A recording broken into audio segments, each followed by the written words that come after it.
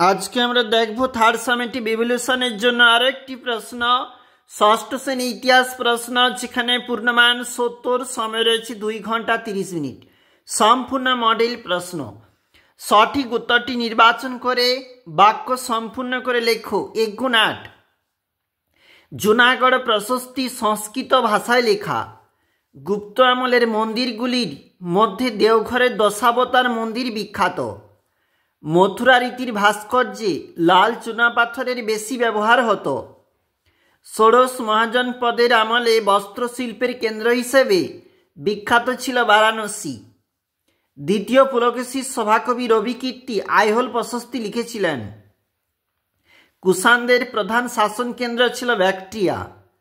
আদি বৈদিক যুগের ইতিহাস জানার একমাত্র উপাদান ঋগ্বেদ। হরপ্পার অধিবাসীরা ঘোড়ার ব্যবহার জানত না। 1 × 7, সত্য মিথ্যা। এলাহাবাদ প্রশস্তিতে সমুদ্রগুপ্তের গুণগান বর্ণিত রয়েছে, সত্য। আদি বৈদিক যুগে নারীরা যজ্ঞে অংশ নিতে পারতেন, সত্য। পরের পেজ দেখো। হরপ্পা লিপি ছিল সাংকেতিক, সত্য। ঋগ্বেদে বিন্ধ্য পর্বতের উল্লেখ থাকলেও হিমালয়ের উল্লেখ নেই, মিথ্যা। চানহুদারোতে কোনো সিটাডেল ছিল না, সত্য। আর যেখানে কুষাণদের মুদ্রায় সম্রাটের মাথার পিছনে একরকম জ্যোতির্বলয় থাকতো, সত্য। গ্রিক শাসক সেলুকাসের দূত হিসাবে ডায়োনিসিয়াস মৌর্য দরবারে এসেছিলেন, মিথ্যা। 1 × 4, মিল করো। কোষা হবে হীরের খনি, ভরতপুর হবে মেগালিথ কেন্দ্র, শিলাদিত্য হর্ষবর্ধনের উপাধি, দিনার হবে সোনার মুদ্রা। বেমানান 1 × 2 বলেছে। একটা মানে কয়েকটা হবে সুয়ানজাং, দ্বিতীয়টা হবে সংস্কৃত। 1 × 8, কোন প্রত্নতাত্ত্বিক মেহেরগড় সভ্যতা আবিষ্কার করেন? উত্তর হবে জাফাসোয়া জারিজ। দেখো, কোন সময়কে সব থেকে বড় তামা ও ব্রোঞ্জ যুগের সভ্যতা বলা হয়? হরপ্পা সভ্যতাকে।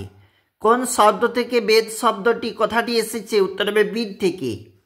বৈদিক রাজনীতিতে রত্নিন কাদের বলা হয়? যারা রাজাকে সাহায্য করত। চন্দ্রগুপ্ত মৌর্য কোন নন্দরাজাকে পরাস্ত করেছিল? ধননন্দ। সম্রাট অশোক কোন গ্রামের বলিকর ছাড় দিয়েছিল? লুম্বিনী গ্রামে।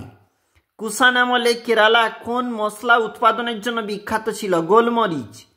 জীবক চাণক্য কোন মহাবিহারের ছাত্র ছিল? তক্ষশিলা। গন্ডফার্নেস তার মুদ্রায় কোন উপাধি ব্যবহার করেছিলেন? রাজাধিরাজ।